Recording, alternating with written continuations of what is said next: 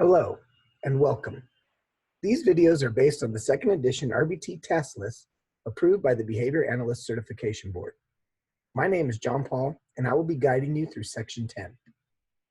In this section, we will discuss task list item B3, which is assist with functional assessment procedures. The goal of this section is to review a brief history of functional assessment, discuss the three types of assessment and the assessment process, as well as discuss implications of the findings of a functional assessment.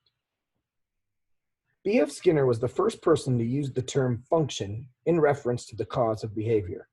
His interest was in precisions of language and stressing the importance of identifying the environmental events, for example, positive and negative reinforcement that are functionally related to behavior. Skinner demonstrated that both adaptive and maladaptive behavior showed functional relationships related to antecedents and consequences. Dr. Brian Iwata studied self-injurious behavior of people with disabilities. He developed the first set of procedures for conducting a functional analysis.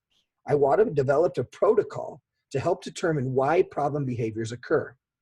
He emphasized function of behavior rather than form. In other words, the why instead of just the topography of what the behavior looks like. A functional behavior assessment is a set of procedures for identifying the causes of a challenging behavior and variables that maintain the behavior. We want to identify a functional relation between challenging behavior and environmental variables.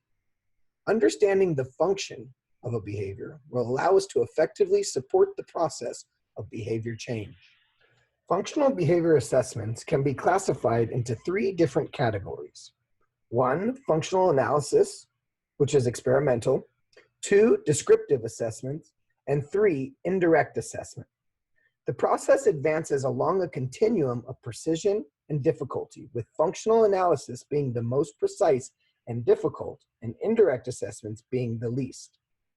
Your BCBA supervisor or team will determine the best course of action. Within a functional analysis, antecedents and consequences within a person's natural routine or environment are arranged within an experimental design so that their separate effects on behavior can be observed and measured. This typically consists of 4 different conditions.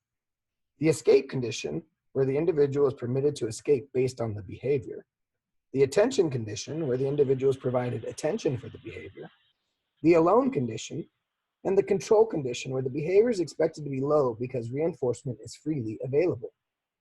The advantage of a functional analysis is the ability to see a clear demonstration of the variables that relate to the occurrence of the problem behavior. The disadvantage is that it may increase undesirable behaviors by potentially reinforcing problem behavior. As well, some behaviors may not be amenable to functional analyses, and we may not be able to detect a variable that accounts for the occurrence of the problem behavior in the natural environment.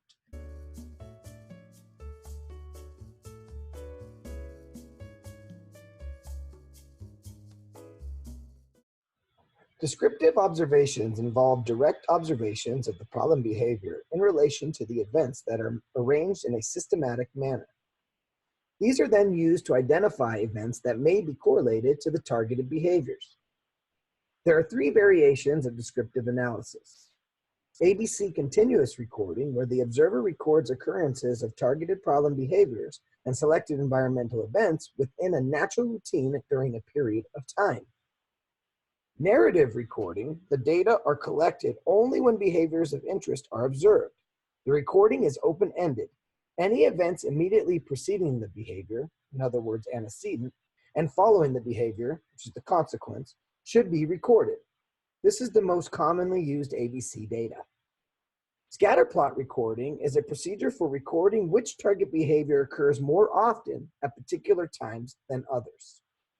Indirect methods include using interviews, checklists, rating scales, and questionnaires to obtain information from persons who are familiar with the person that is exhibiting the problem, to identify possible conditions or events within the environment that correlate with the problem behavior. These are considered indirect because they do not require observations of the behavior, but rather gathering information based on others' recollection of the problem behavior. There are 7 steps to the FBA process. 1. Identify and agree on the behaviors that need to change. 2. Determine where and when the behaviors occur and where and when they do not occur. Behaviors are context related. 3. Collect data. Review archival records, interview stakeholders, directly observe the individual in the natural environment, and if required, conduct an experimental functional analysis. 4. Develop a hypothesis. Think about why the behaviors are occurring and the functioning of the behavior.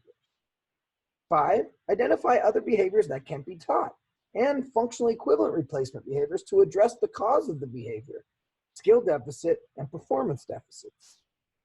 6. Test the hypothesis. And last, evaluate the success of your interventions. Environmental events are anything that is happening within the environment that can be observed.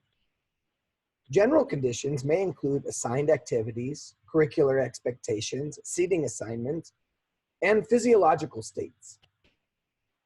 The major behavior implications that we are looking for are: does the behavior, adaptive or maladaptive, result in agreeable outcomes? In other words, does the person get something they want or escape or avoid something they don't want? What are the triggers for the behavior to occur? And what are the conditions under which the behavior does occur? The desired outcome of a functional behavior assessment is to understand the function of problem behavior. What does the person get as a result of engaging in the behavior?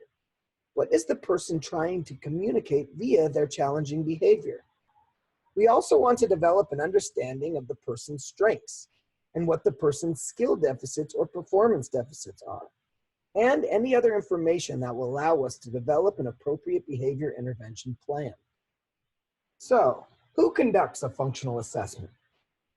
Board-certified behavior analysts, school psychologists, teachers, school, hospitals, and clinic-based teams. As an RBT, you will assist in functional assessment. The family should also always be involved.